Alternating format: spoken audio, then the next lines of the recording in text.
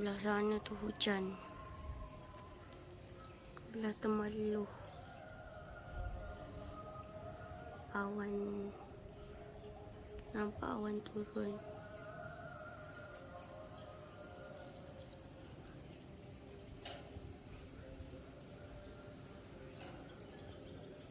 Kalau tak jalan ni sibuk hari-hari, penuh kereta.